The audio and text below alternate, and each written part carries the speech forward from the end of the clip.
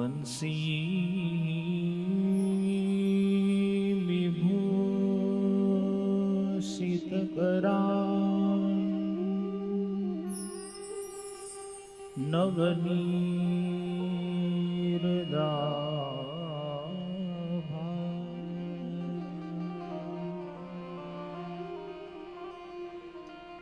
પિતાંબરમ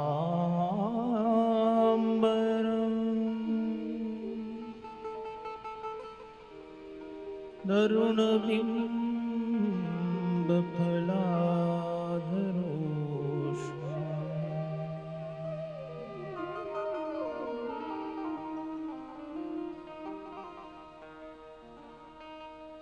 પૂર્ણેન્દુ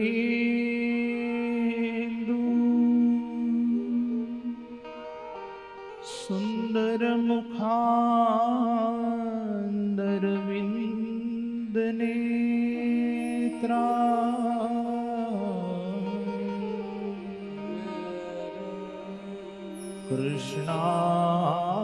કૃષ્ણાત પરમ કિમપી તવમહ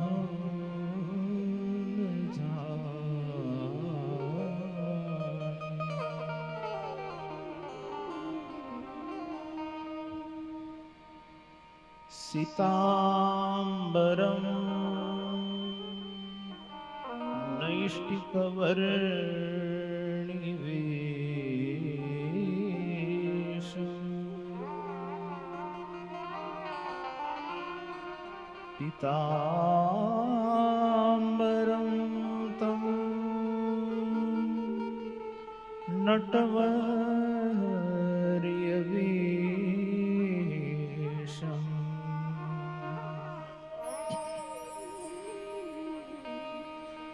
નવાંબુદશ્યામલ સુંદરાંગં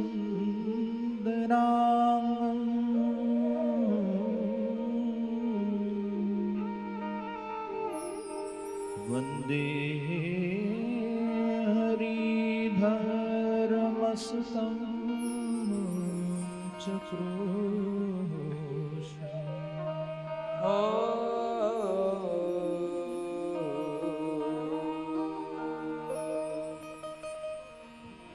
શ્રૂયતાં દેવદેવેશ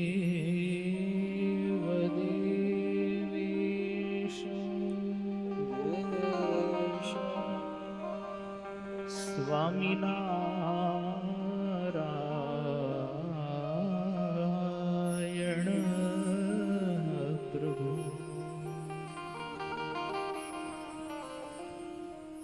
ત્વદીયે નામધાનેન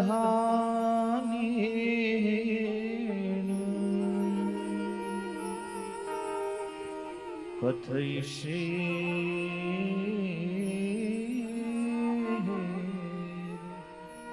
શુભા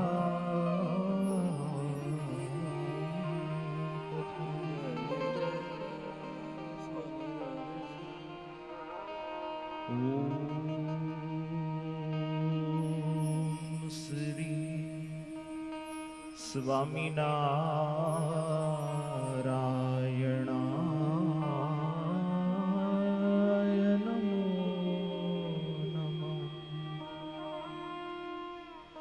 શ્રી પૂર્ણ પુરુષોત્તમાય નમો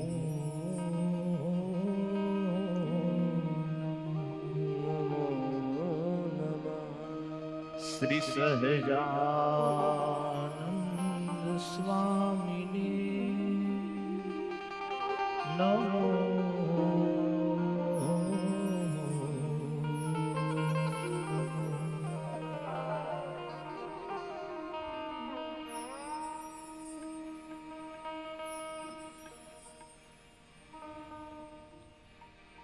ગોવિંદ બોલો હરિ ગોપાળ બોલો.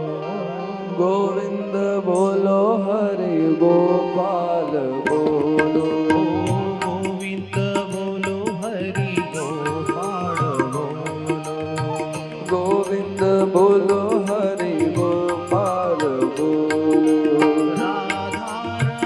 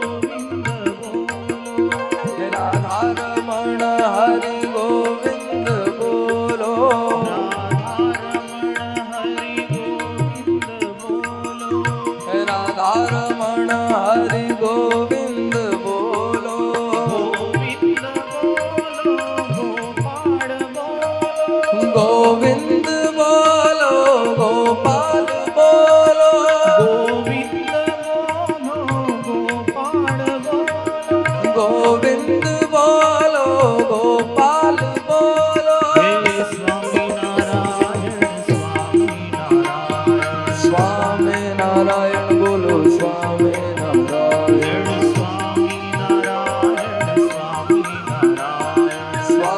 નારાયણ સ્વામી નારાયણ સ્વામી નારાયણ સ્વામી નારાયણ સ્વામી નારાયણ સ્વામી નારાયણ સ્વામી નારાયણ સ્વામી નારાયણ સ્વામી નારાયણ સ્વામી નારાયણ બોલો સ્વામી નારાયણ સ્વામી નારાયણ સ્વામી નારાયણ સ્વામી નારાયણ સ્વામી નારાયણ સ્વામી નારાયણ સ્વામી નારાયણ સ્વામી નારાયણ સ્વામી નારાયણ સ્વામી નારાયણ સ્વામી નારાયણ સ્વામી નારાયણ બોલો સ્વામી નારાયણ સ્વામી નારાયણ સ્વામી નારાયણ સ્વામી નારાયણ બોલો સ્વામી નારાયણ હે બોલો સ્વામી નારાયણ સ્વામી નારાયણ સ્વામી નારાયણ સ્વામી નારાયણ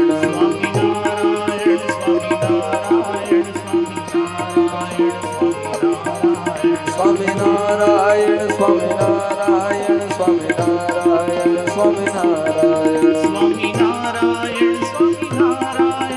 સ્વામી નારાયણ સ્વામી નારાયણ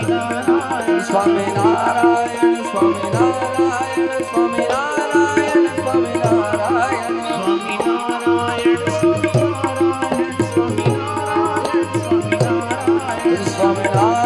સ્વામી નારાયણ સ્વામી નારાયણ સ્વામી નારાયણ સ્વામી નારાયણ બોલો સ્વામી નારાયણ સ્વામી નારાયણ સ્વામી નારાયણ સ્વામી નારાયણ સ્વામી નારાયણ સ્વામી નારાયણ સ્વામી નારાયણ સ્વામી નારાયણ નારાયણ સ્વામી નારાયણ સ્વામી નારાયણ સ્વામી નારાયણ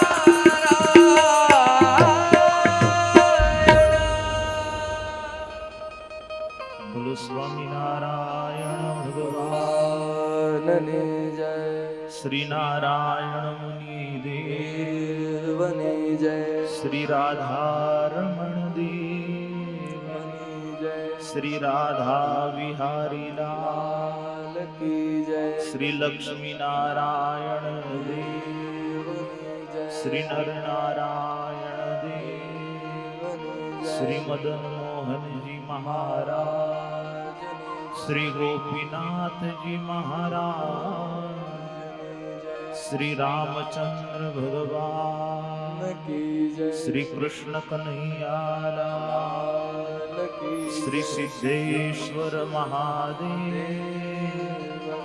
શ્રી વિઘ્ન વિનાયક દેવ શ્રી કષ્ટભંજન દેવ દેવની જય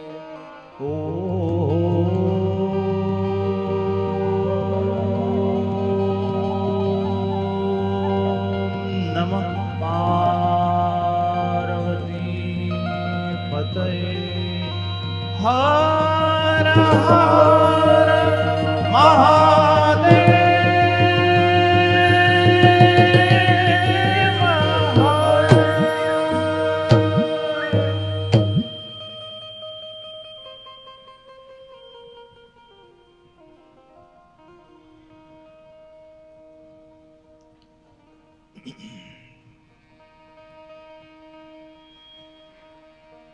પરમ કૃપાળુ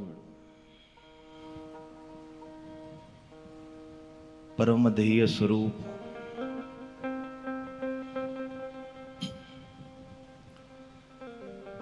ભગવાન શ્રી નારાયણ મુનિ દેવ શ્રી રાધા રાધા વિહારીલાલ ભગવાન એમના પાવન ચરણ કમલ સાનિધ્યમાં પિતૃઓની પુણ્ય સ્મૃતિમાં આયોજિત કલ્યાણકારી કળિયુગમાં મોક્ષની ગર્જના કરતું શાસ્ત્ર એટલે શ્રીમદ ભાગવત સપ્તાહ કથાના આજે પંચમ દિને આપણા મંદિરના મહંત સદગુરુ સ્વામી પુરુષોત્તમ પ્રકાશદાસજી એમના માર્ગદર્શનથી પૂજ્ય વિનય સ્વામી વગેરે સૌ સંતો, યજમાન પરિવાર, રમેશભાઈ હીરપરા, અન્ય સર્વ સહાયક યજમાનશ્રીઓ, સંહિતા પાઠી સર્વ ભૂદેવ, સંગીત લાઈવ પ્રસારણ કરવાવાળી સર્વ મંડળી, આપ સર્વ ઉપસ્થિત શ્રી હરિના લાડીલા ભક્તજનો અને ઓનલાઈન માધ્યમથી આ કથાનો લાભ લેતા સર્વ પ્રભુ પ્રેમી ભક્તો, આવો આપ સૌના અંતરમાં વિદ્યમાન પ્રભુ શ્રી હરિને નમસ્કાર કરી આપણે કથાનો દોર આગળ વધારી.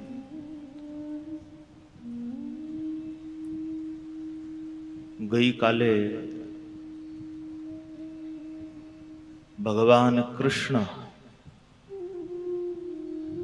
એમના પ્રાગટ્યની કથા આપણે સમજી રહ્યા હતા. આમ તો સમય બહુ હતો નહીં એટલે બહુ દોડાડવી પડી કથા. ભાગવતજી એ સમજવાનો ગ્રંથ છે અને આજથી હવે બધા લીલા ચરિત્રની જેમાં રસ પલટો હોય ને એમને આજે બહુ મજા આવશે. આજથી હવે કૃષ્ણ ચરિત્ર શરૂ થશે, પણ એ માત્ર લીલા ચરિત્રનો જ આનંદ આવે એમ નથી. કૃષ્ણે કરેલી દરેક લીલાથી સમાજ સમક્ષ એક મેસેજ છે. ભગવાન કોઈ પણ એવું ચરિત્ર કરે છે જે ચરિત્રથી સમાજને બે પ્રકારનું ભગવાન માર્ગદર્શન કરે છે. કેટલાક ચરિત્ર જે છે એ અનુસરણીય છે અને કેટલાક ચરિત્રો જે છે એ અનુકરણીય છે. ભગવાન ઘણી વખત જે કહેતા હોય એ જ કરાય અને કેટલાક જ એવા ચરિત્ર હોય કે જે એમને કર્યા હોય એ કરાય. કૃષ્ણ છે ને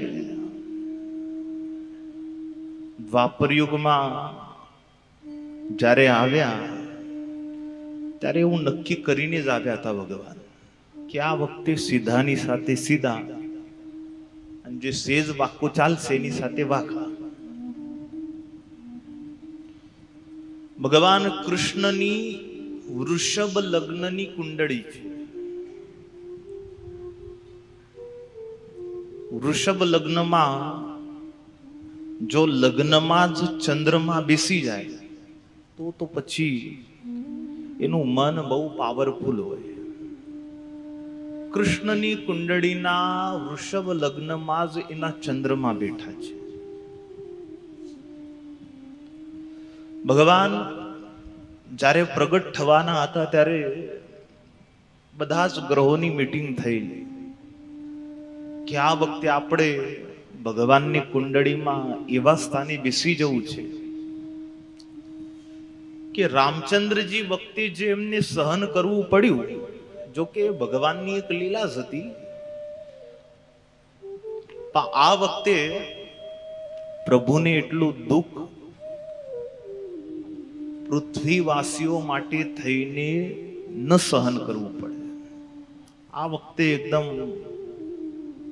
ધારે એવું કરે. એટલે મહારાજ વચનામૃતમાં કહે છે કૃષ્ણ તે તો બહુ મોટો અવતાર થયો.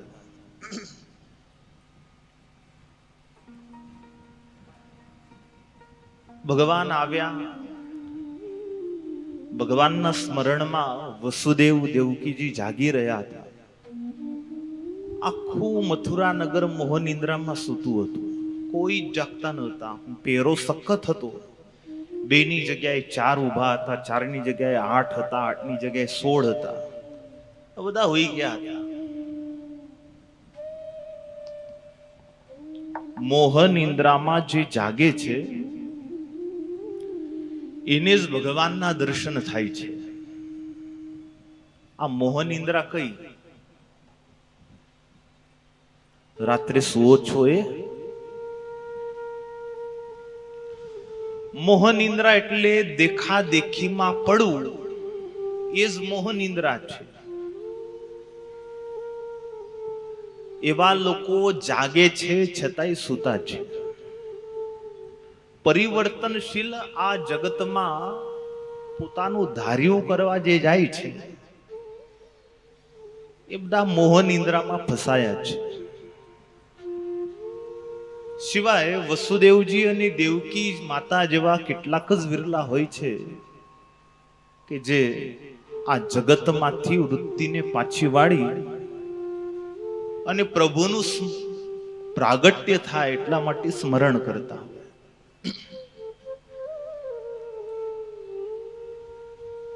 ભગવાને બાળ રૂપે દર્શન દીધા, બધી વાત કરેલી કે તમે મને ગોકુળમાં મૂકી આવજો અને ગોકુળમાં નંદ બાબાની ત્યાં એક દીકરીએ જન્મ લીધો છે, એને તમે પાછી લેતા આવજો. આ વાતથી માતા દેવકીને બહુ દુઃખ થયું કે મારા લાલાને માટે થઈ કોકની દીકરીનો ભોગ આપવો પડશે. હવે ભગવાન કહે છે, માં તમે એની ચિંતા ના કરો, એ દીકરી કોઈ સામાન્ય દીકરી નથી, સ્વયં યોગમાયા છે. આ તો એક નર નાટ્ય છે. ભગવાન આવ્યા એટલે કારાગૃહના દ્વાર ખુલી ગયા. જે બેડીનું બંધન કંસે વસુદેવજીને પહેરાવેલું એ બંધનો બધા છૂટી ગયા. વસુદેવજી વિચાર કરે છે કૃષ્ણની શામાં લઈ જવું. ત્યાં તો એક ટોપલું પ્રગટ થયો. સુંદર ફૂલની શૈયાથી યુક્ત સુસજ્જ એ ટોપલામાં વસુદેવજીએ કૃષ્ણને પધરાવ્યા. માં દેવકીને કહે છે કે દેવી આંખ ભરીને જોઈ લે. હવે ફરી આના દર્શન ક્યારે થશે? જ્યાં સુધી કંસ છે ત્યાં સુધી તો વીમો છે. ભગવાન કરે ને આ કંસનો જલ્દી ખતમો થાય અને આપણે આપણા દીકરાને ફરી પ્રેમ આપી શકીએ. પણ એમને ખ્યાલ નહોતો કે આ સમયગાળો 11 વર્ષનો હશે. માં દેવકીએ ભગવાન પ્રગટ થયા પણ બહુ સમય સુધી માં દેવકી પાસે રહી શક્યા નહીં. છાતી સરકા વારે વારે માં દેવકી ચાપ્યા અને વસુદેવજીને કૃષ્ણ સુપ્રત કર્યા. પછી તો કનૈયાને લઈ વસુદેવજી ચાલ્યા. મથુરાથી વ્રજમાં આવવાનો રસ્તો બાય રોડ જાઓ તો થોડું લાંબુ છે, પણ યમુના જાડા છે. વસુદેવજીને થયું રાત્રે ને રાત્રે પાછું આવવાનું છે, એટલે યમુનામાંથી જ થઈને નીકળી જવું. યમુનાજીના પાણી ત્યાં સુધી સાથળ સુધી હતા. વસુદેવજી પ્રવેશ કરી ગયા. હરખાતા ચાલ્યા ગયા. અને બરોબર નદીના મધ્ય ભાગ સુધી જ્યારે પહોંચ્યા, સંતો આવી રહ્યા છે.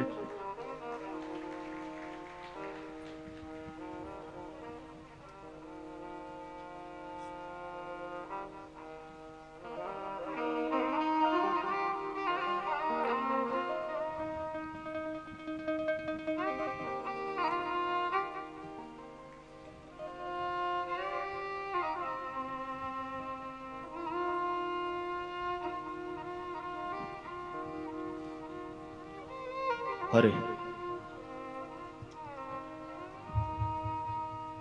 બરોબર યમુનાના મધ્યમાં પહોંચ્યા અને મહારાણી યમુનાને પણ એમ થાય કે ભગવાન પ્રગટ થયા અને ભગવાનના સ્પર્શ વિનાની કેમ રહી જો.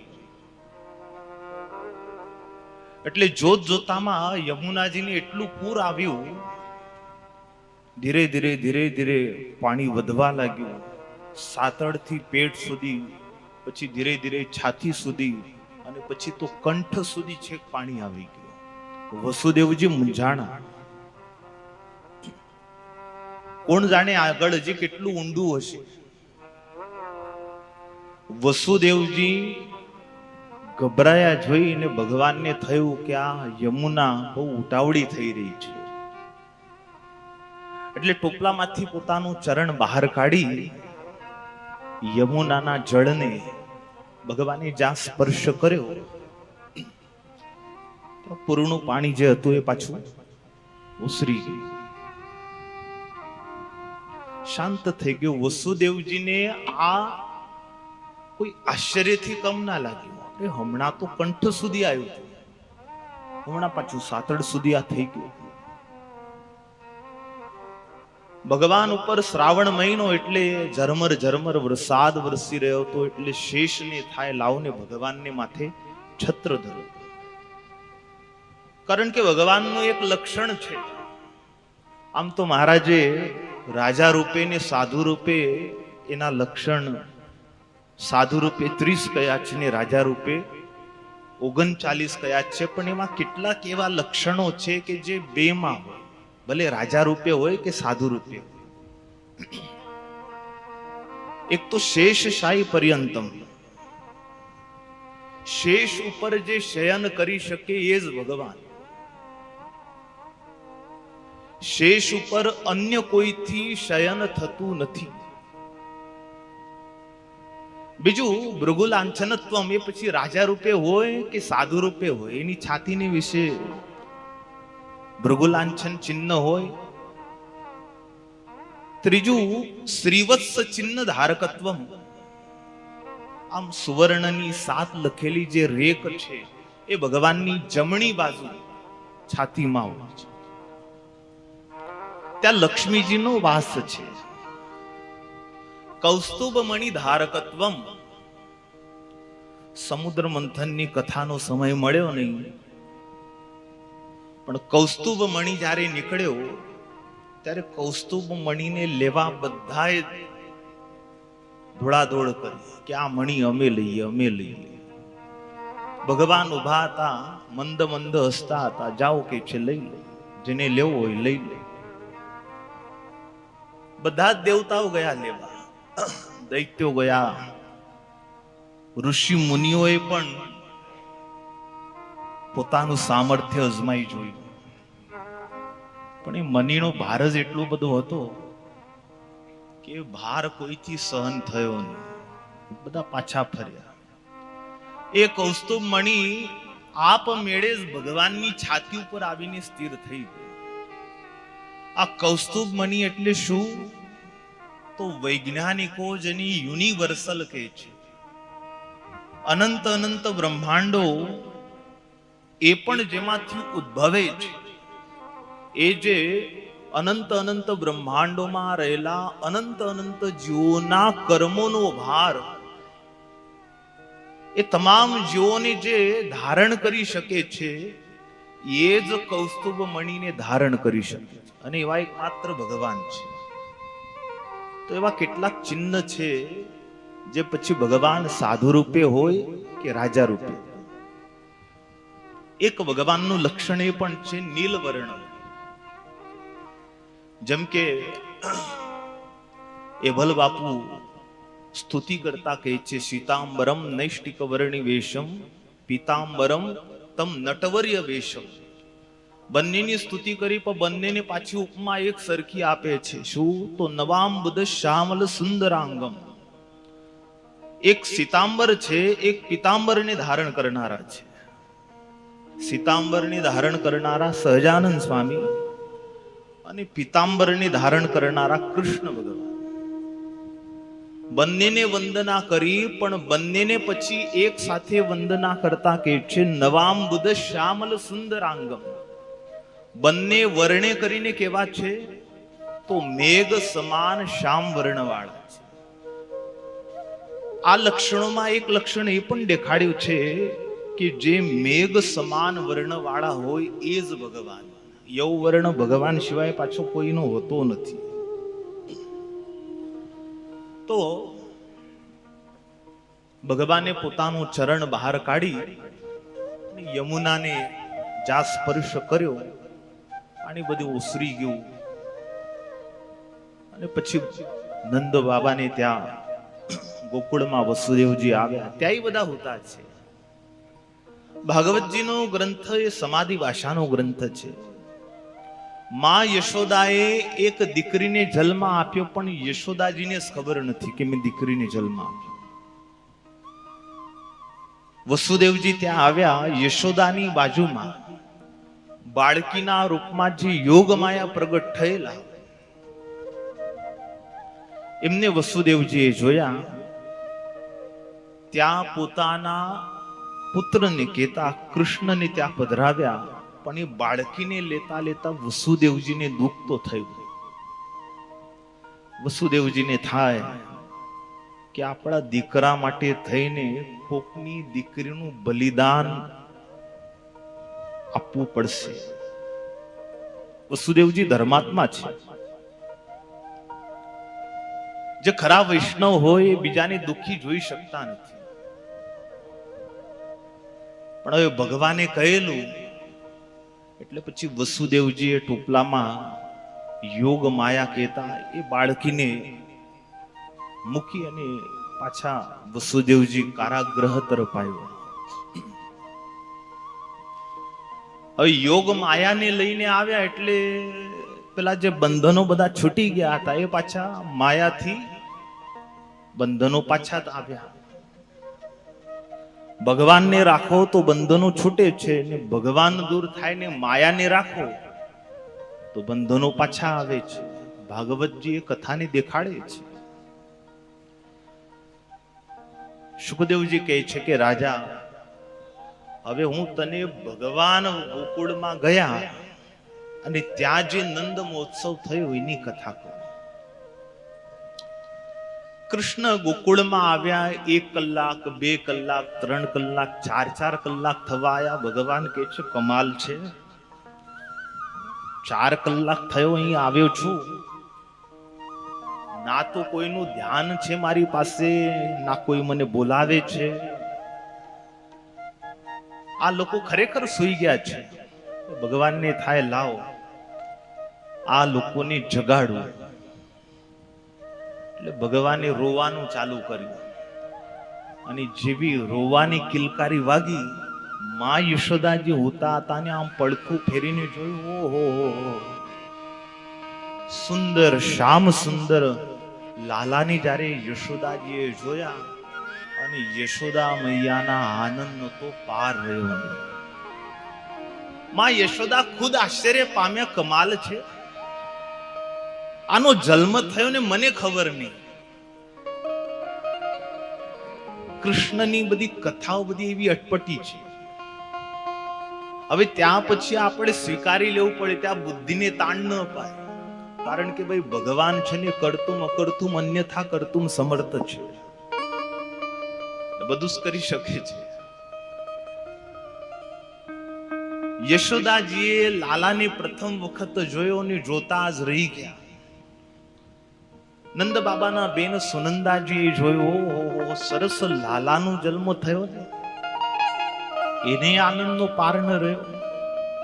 એટલે દોલટા જઈ ગૌશાળામાં નંદ બાબા જ્યાં ગૌ સેવા કરી રહ્યા હતા ત્યાં આવ્યા. દોલટા દોલટા, ભૈયા ઓ ભૈયા.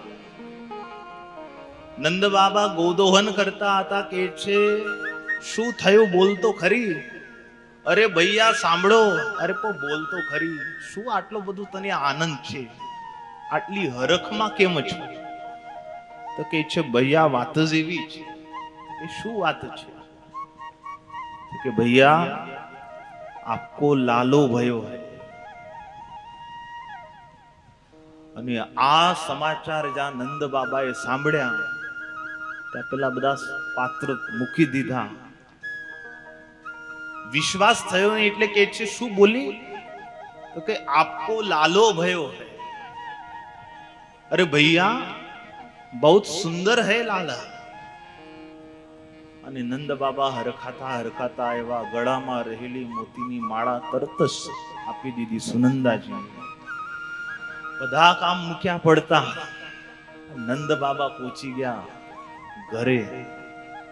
ઘરે આવીને કૃષ્ણને જોયા ત્યાં નંદજી પોતે ભૂલી ગયા કે હું નંદ જ છું. એવું અદ્ભુત ભગવાનનું રૂપ હતું. પછી તો ભગવાનના પ્રાગટ્ય નિમિત્તે નાંદી શ્રદ્ધા વગેરે જે કર્મ કરવામાં આવે છે એ કર્મ કરવામાં આવ્યો છે. નંદ બાબાએ જાહેરાત કરી આખા ગામમાં, અરે ભાઈ અમારે ત્યાં લાલો ભયો હે, લાલાનો જન્મ થયો, લાલાનો જન્મ થયો. આખું ગામ આજે ખૂબ રાજી થયું. નંદ બાબાને ત્યાં લાલાનો જન્મ થયો એટલે ખેતરે જવાનો વિચાર બધાએ માંડી વાળ્યો. અને દરેક ગોપાંગનાઓ લાલાને વધાવવા માટે થઈ હવે ભગવાનના દર્શને જવું ત્યારે ઠાલે હાથે ન જવું. કોઈ દૂધ, કોઈ દહીં, કોઈને દહીં દૂધ ના મળ્યું તો માખણ જ લઈ ગઈ. અને જ્યાં ગોપીઓ ઘરે આવીને કૃષ્ણને જુએ છે ત્યાં ગોપીઓને કૃષ્ણથી દૂર થવાનું મન થતું. એવી ભગવાનની અદ્ભુત માધુરી હતી, રૂપ માધુરી ભગવાનની. તમે જો એક ફોટો છે ભગવાનનો, યશોદા મૈયાજી સામે આમ જોઈ રહ્યા છે બાળ રૂપમાં. તમે આ ફોટો જોઈને એની લીલામાં ખોવાઈ જાઓ. કેવું સુખ ભગવાને યશોદા માતાને દીધું. કેવો એ નટખટ હશે ભગવાન. આજે પણ નાના છોકરાઓને આપણે જોઈએ ત્યારે એને જોઈને એને ચૂટલા ખાંડવાનું મન થાય. તો ભગવાન ભાઈ જગતની સુંદરતા પ્રદાન કરનાર એ જ્યારે બાળક બને ત્યારે દુનિયાભરના આશ્ચર્યને લઈને પ્રગટ થાય. ગોપીઓ આવી રહી છે, ભગવાનના દર્શન કરી રહી છે. ગોપ ગોવાળ બધા જ આવ્યા છે. નંદ આંગણામાં મોટી કટાર લાગી. એક ગોપી આવે, બીજી આવે, ત્રીજી આવે. ભગવાનને જુએ છે અને ત્યાં હરખમાં આવી અને ગોકુળવાસીઓ આનંદમાં આવીને નાચવા લાગ્યા. એ આનંદ એટલો બધો એમને વધી ગયો કે જે દૂધ દહીં લાવ્યા હતા ને એ જ મંડ્યા ઉછાળવા. આવો ઘડીક આપણે ગોકુળમાં પહોંચી જઈએ. ગોવિંદા હાલા રે આલા, જરા મટકી સંભાલ બ્રિજ બાલા. ગોવિંદા હાલા રે આલા, જરા મટકી સંભાલ બ્રિજ બાલા. ગોવિંદા હાલા રે આલા, જરા મટકી સંભાલ બ્રિજ બાલા. ગોવિંદા હાલા રે આલા, જરા મટકી સંભાલ બ્રિજ બાલા. હરે એક તીન ચાર સંગ પાંચ છે સાત હે ગ્વાલા. हर एक दो और तीन चार संग पाँच है संग ब्रिज बाला. ગોવિંદા આલા રે આલા, જરા મટકી સંભાલ બ્રિજ બાલા. ગોવિંદા આલા રે આલા, જરા મટકી સંભાલ બ્રિજ બાલા. हो आई माखन के चोरों की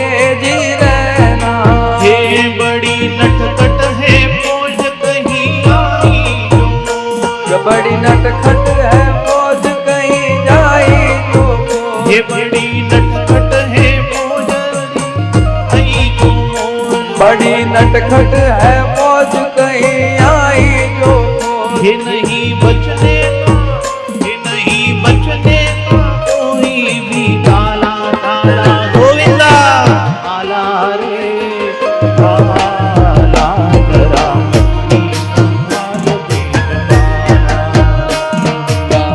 आला रे आला जरा मटकी संभाल ब्रिज बाला गोविंदा आला रे आला जरा मटकी संभाल ब्रिज बाला गोविंदा आला रे आला जरा मटकी संभाल ब्रिज बाला जरा मटकी संभाल ब्रिज बाला जरा मटके संभाल ब्रिज मटके संभाल ब्रिज मटके संभाल ब्रिज बाला ભગવાન આવ્યા ને આયા એ દિવસથી સંકેત મળી ગયો કે ભાઈ આ ગોકુળમાં શું થવાનું છે. ભગવાન મથુરાને તજીને ગોકુળ આવ્યા. એની પાછળ પણ રહસ્ય છે. મથુરા આ દેહરૂપી નગરી છે, પણ આ દેહરૂપી નગરીમાં જ્યાં સુધી કંસરૂપી અભિમાનનું શાસન હોય ને ત્યાં સુધી ભગવાન એ નગરીમાં રહેતા નથી. તો ક્યાં રહે છે? તો કે જ્યાં ગાય જેવા નિર્મળ પ્રાણીઓ રહે છે, જ્યાં ઇન્દ્રિયો છે, જ્યાં મોક્ષપરક બુદ્ધિ રહી છે, બસ એ જ જગ્યાએ ભગવાન આવીને વાસ કરે છે. ગોકુળવાસીઓના ભાગ્ય ઉદય થયા. શુકદેવજી મહારાજ કહે છે, તત આરભ્ય નંદસ્ય વ્રજ સર્વ સમૃદ્ધિમાં હરેર નિવાસાત્મ ગુણે રમા ક્રીડમ ભૂનૃપ. ભગવાન આવ્યા એટલે આ વ્રજ જે છે, આ વ્રજ લક્ષ્મીજીને રમવાનું ક્રીડાંગણ બની ગયું. ભગવાન આવે એટલે લક્ષ્મીજી આવે જ. જેટલા પણ ભગવાનના અવતાર થયા છે, ભગવાન પ્રગટ થાય એટલે પાછળથી લક્ષ્મીજી આવે આવે ને આવે જ. એ પૃથુ બને તો લક્ષ્મીજી અર્ચી મહારાણી બને, એ યજ્ઞ બને તો લક્ષ્મીજી દક્ષિણા બને, એ રામ બને તો લક્ષ્મીજી સીતા બને, એ કૃષ્ણ બને તો એ રૂકમિણી બને. આવે ખરા. અને હવે તો આ બાળ રૂપમાં છે એટલે લક્ષ્મીજી આવીને વ્રજમાં રમવા લાગ્યા. ગોકુળ ધન્ય બની ગયું. ભગવાનના પ્રાગટ્યના સમાચાર વ્રજ પંથકમાં ફેલાયા.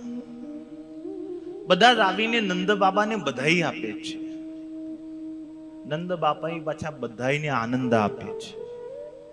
જે આવે છે એને બહુ સારી રીતે બિરદાવે છે પાછા, કે આપ સૌની શુભકામના હતી એટલે જ મારે ત્યાં જોવો કે જ્યાં સુખના ધાડા આવ્યા, નહીં તો આ ગડપણમાં ક્યાં દીકરો મળે.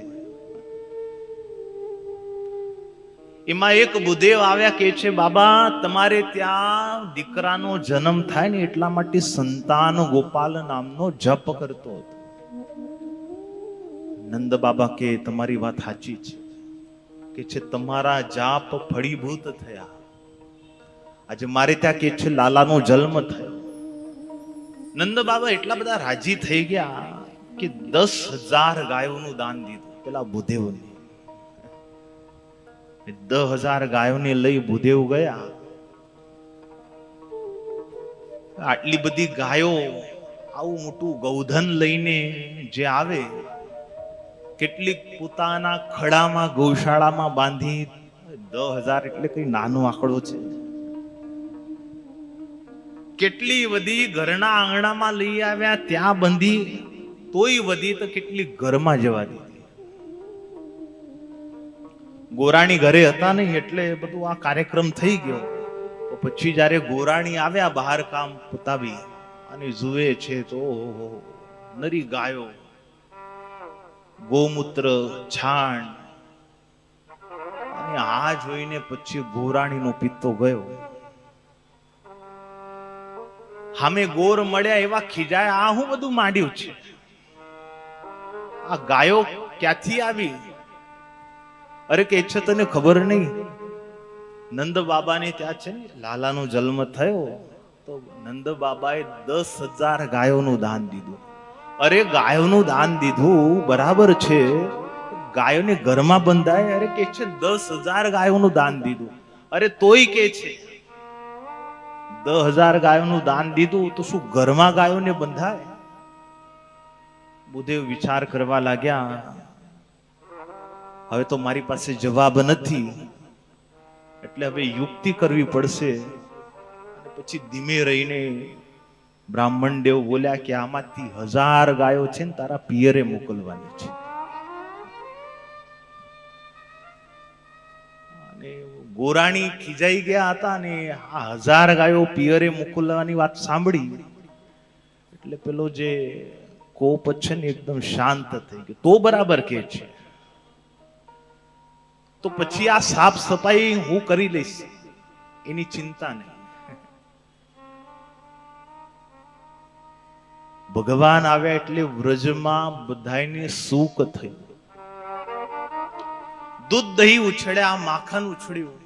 ભગવાન આવે ત્યારે વેચાય નહીં, ઉછળે. પરમેશ્વરના આવવાનો આ આનંદ છે. બધા મોટા મોટા સંતો નંદ બાબાને ત્યાં આવે, આશીર્વાદ દેતા જાય. અને આંગણામાં આવેલી કેટલીક સ્ત્રીઓને યશોદા માતા યશ આપી રહી છે. જે બીજાને યશ આપે એને યશોદા કહે, જે બીજાને આનંદ આપે એને નંદ કહે છે. પોતાના ભાગનું યશ પણ જે બીજાને આપી દે ને ખાલી થઈ જાય. જે બીજાને આનંદ આપી શકે છે એને જ ત્યાં ભગવાન આવે છે. જે બીજાનો આનંદ છીનવી લે છે એ તો કંસ છે. આપણે કદાચ કોઈને આનંદ ન આપી શકીએ ને તો ચાલશે, પણ કોકનો આનંદ આપણે છીનવાય નહીં. બીજાને યશ કદાચ ન આપીએ તો બીજાને અપયશ આપણે આપવું. યશોદાજી બહુ સુંદર પાત્ર છે. ભગવાન જીવનમાં આવા જેને તપ કર્યા હોય એની ત્યાં ભગવાન આવે છે. નંદ સંતો છે ને ખાલી થઈ ગયા.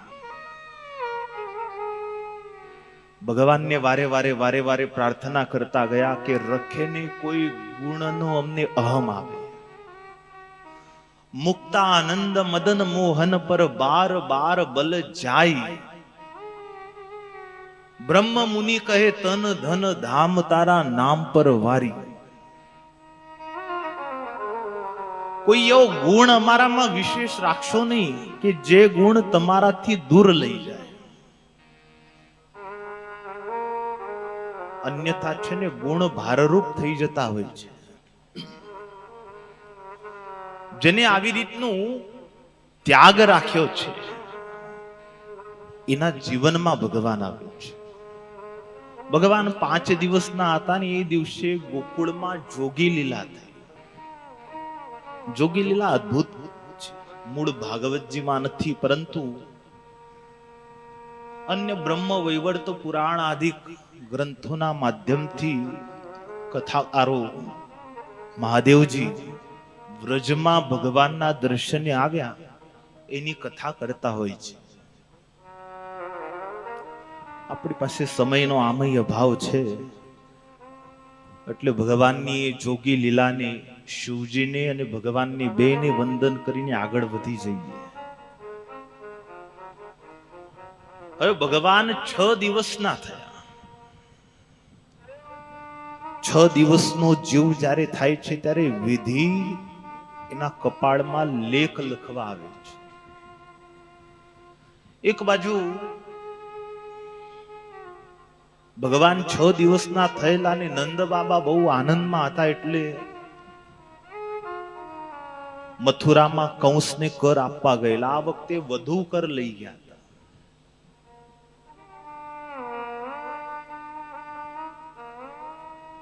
ભગવાન 6 દિવસના થયા, આ બાજુ કંસની ચિંતાઓ વધવા લાગી. જ્યારથી એને સાંભળ્યું કે મારો શત્રુ જન્મી ચૂક્યો, પેલી યોગ માયાને લઈને વસુદેવજી પાછા ફર્યા અને કંસને દૂતોએ ખબર કરી. ટોપલીમાંથી પેલી બાળકીને ઉપાડી અને ત્યાં જ એને વિચાર કર્યો નહીં કે મારો કાળ તો પુરુષ છે, 8મા ગર્ભ થકી, હવે એમાં આ પુત્રી છે, બાળકી છે, એનો એને વિચાર કર્યો અને ત્યાં જ ગોલ ગોલ ફેરવી અને દીવાર ઉપર જા પછાડવા જાય એના હાથમાંથી યોગ માયા છટકી, માથે ટપલી મારી અને આકાશમાં અષ્ટભુજા બન્યા અને કંસને કહેલું કે તું મને શું મારીશ, અને તને મારવા વાળો તો ક્યારનો પ્રગટી ચૂક્યો છે. આવું કઈ જગદંબા અદૃશ્ય થઈ ગયા પછી તો કંસને છે ને કૃષ્ણનું ચિંતન શરૂ થઈ ગયું. ધ્યાસ લાગ્યો દેવકીના હાથમાં. જળ પીવે તો એ જળમાં એને કૃષ્ણ દેખાય, ખાય તો ખાવાનું સુખ ના આવે, ઊંઘ હરામ થઈ ગઈ. તાત્કાલિક આપાતકાલીન મીટિંગ બોલાવી બધા. અઘાસુર, વત્સાસુર, કેશી, શકટાસુર, પૂતના, એના બધા સાગરીતો એના જેવા, આ બધા જ દૈત્યોની સભા થઈ. એમાં કંસ કે છે મારો શત્રુ જન્મી ચૂક્યો છે, ખબર નહીં ક્યાં હશે. જ્યારથી પેલી છોકરીએ વાત કરી ત્યારથી ઊંઘ હરામ થઈ ગઈ છે મારી. ત્યાં બધા એક સાથે આ બધા દૈત્યો બોલ્યા, મહારાજ જો અમને ખબર પડે ને તો એને મારી નાખી. કંસ કહે છે એ તો ચિંતાની વાત છે. એ બાળકીએ કીધું કે મારો કાળ પ્રગટી ચૂક્યો છે, પણ ક્યાં છે એને કીધું નહીં. કોણ જાણે ક્યાં હશે. તેમાં પૂતનાનું આવી બન્યું હતું. પૂતના આગળ આવી કે છે મહારાજ મારી પાસે એક યુક્તિ છે, જો તમે કહેતા હોય તો કહું. કંસ કે છે બોલ ને. તો પૂતના કહે છે મહારાજ યોગ માયાને પ્રગટ થઈ 6 દિવસ થયા. મને લાગે છે કદાચ તમારો કાળ જન્મ્યો હશે ને તો મહિનો કે સવા મહિનો કે વધીને 2 મહિનાનો હશે. તો આ વ્રજ પંથકમાં જેટલા પણ 1-1.5 મહિનાના બાળકો હશે ને બધાને હું મારી નાખું. એમાં તમારો કાળ પણ હણાઈ જશે. કંસ રાજી તો થયો, પણ પાછું કંસને એમ થયું કોઈને શક ના આવે. કોઈને શક આવી જાય તો પાછું લોકાપવાદ ઉઠશે. પૂતના કે છે મહારાજ એની ચિંતા તમે ના કરો, બસ મને આજ્ઞા આપો. કંસ રાજી થઈને પૂતનાને મોકલીને પૂતના તે પછી વ્રજ પંથકમાં આવી. કેટલાય બાળકોને મારવા ગયેલી, ભગવાને થયું બિચારા નિરાપરાધ બાળકોને મારશે. આ વ્રજમાં ઘણા બધા એવા મારા મિત્રો છે કે એની આ હાથે મારે હજી રમવું છે, કેટલીક લીલાઓ કરવી છે. આ જો એને મારી નાખશે તો પછી મારે એની સાથે લીલા નહીં થાય, એટલે આને હું પેલા મારી પાસે જ બોલાવું. ભગવાન 6 દિવસના હતા અને બધી ચહેલપહેલ ગોકુળમાં મચી હતી. ત્યાં પૂતના આવી. ગામમાં ભારે ચહેલપહેલ, ગોપીઓ વાતો કરી રહી હતી. એ બધું જોઈને પૂતનાને થયું આ બધું ઉહાફો શાનો છે. શું કઈ ઉત્સવ છે ગામમાં? એમાં એક ગોપી કહે છે, ના રે ના, કોઈ ઉત્સવ નથી, પણ અમારે ત્યાં છે ને નંદ બાબાને ત્યાં એ લાલાનો જન્મ થયો છે, તો ગામમાં છે ને છેલ્લા 6 દિવસથી ભારે ઉત્સવ છે. અને પૂતનાને થયું, લાવ શ્રી ગણેશ છે ને અહીંથી જ કરું, નંદજીને ત્યાંથી જ પ્રારંભ કરું. ભગવાને એનામાં પ્રેરણા કરીને બીજે ત્રીજે ન જતા ને પોતાની પાસે જઈને બોલાવે. જીવ જયારે 6 દિવસનો હોય છે ને ત્યારે વિધિ લેખ લખે છે અને અવિદ્યા પણ જીવને ગ્રસવા આવે છે. પૂતના એટલે કોણ? અવિદ્યા. પૂત એટલે પવિત્ર ની, ના એટલે નહીં. જે પવિત્ર ન હોય એને કહેવાય પૂતના. આ જગતમાં પવિત્રમાં પવિત્ર છે. ગીતામાં ભગવાન કહે છે, નહીં જ્ઞાનેન સદૃશમ પવિત્રમ ઇહ વિદ્યતે. આ લોકમાં જ્ઞાન સમાન કંઈ પણ પવિત્ર નથી, જ્ઞાન જ પવિત્ર છે. તો જે પવિત્ર ન હોય એને કહેવાય પૂતના, અવિદ્યા છે. અને મહારાજ વચનામૃતમાં કહે છે, જન્મ મરણને કરાવનાર છે. અવિદ્યા કેવી છે? જન્મ મરણને કરાવનાર છે. ભગવાનને મંદિરે આવીએ, ભગવાનને ભજીએ, ભગવાનના ગુણ ગાઈએ ને ભગવાન પાસેથી માયાના સુખની આશા રાખીએ, એ કોનો પ્રતાપ છે? એ અવિદ્યાનો જ તો પ્રતાપ છે.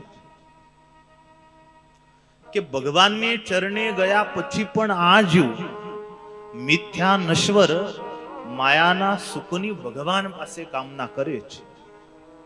એ તો જાણે ઠાકોરજી બહુ દયાળુ છે કે ભગવાન છે ને જીવને ટ્રેક ઉપર લઈ આવે. એવો પાછો વિવેક ભગવાન સિવાય અન્ય કોઈમાં નથી. એટલે ઉપાસવા જેવા ભગવાન કીધા કે ભાઈ ભલે તમારે કામના હોય પણ ભગવાન પાસે જ માગો, ભગવાન સિવાય બીજે ત્રીજે હાથ લાંબો કરશો નહીં. પૂતના આવી બહુ સુંદર વેશ બનાવીને આવી છે. મહારાણી જેવો વેશ ધારણ કરીને આવી, દક્ષિણી સાડી પહેરીને આવી છે. ઘણા બધા અલંકારો, હે મોતી વેણીમાં સુંદર પુષ્પોની હેર લટકી રહી છે, શ્વાસ આવી રહી છે. ગોપીને પહેલી વખતે પૂતનાની જોઈને તે ગોપીને પણ આશ્ચર્ય થઈ ગયું. કોઈ મોટા રાજાની રાણી લાગે છે. ધીમે રહીને પૂતનાએ પૂછ્યું કે ક્યાં લાલાનો જન્મ થયો છે, મને બતાવશો ઘર? ગોપી કહે છે, જો સામે પેલા 2 આસોપાલવના વૃક્ષ છે ને એની નીચે જતા રહો, બસ ત્યાં જ લાલાનો જન્મ થયો છે.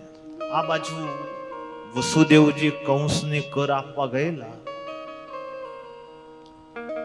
ત્યાં વખતે વિશેષ કર આપ્યા. એટલે કંસ કે છે, બાબા આ વખતે તમે દર વખત કરતા થોડો વિશેષ કર આપ્યો, કોઈ કારણ છે? નંદ બાબા બહુ રાજી થઈને બોલ્યા, હા મહારાજ, ભગવાનની કૃપાથી મારે ત્યાં કે છે લાલાનો જન્મ થયો, એની ખુશીમાં કે આ કર વધારે આપ્યો છે. ત્યાં કંસે બહુ હરખાયો. માણસને છે ને રૂપિયા મળતા હોય ને એટલે ભલે એ ઔપચારિક બોલી જાય પણ ઘણી વખત ઔપચારિક સત્ય થઈ જાય. તમારી આગળ કોક એમને 10,000 નું કવર મૂકી દે તો રાજી થઈ જાય, જા કે છે તારું કામ કરશે ભગવાન. ઔપચારિકતા એ માણસને હારું લગાડવા લોકો બોલતા હોય તો ઘણી વખત એ સત્ય થઈ જતું હોય છે. તો વિશેષ કર અપાયેલો જોઈ કંસ બહુ રાજી થઈ ગયો અને 2 હાથ લાંબા કરીને કહે છે, જાઓ બાબા, આશીર્વાદ આપું છું તમારા લાલા. એના બધા શત્રુઓનો નાશ થાય. મૂર્ખને ખબર નહીં કે એનો પરમ શત્રુ હું જ છું.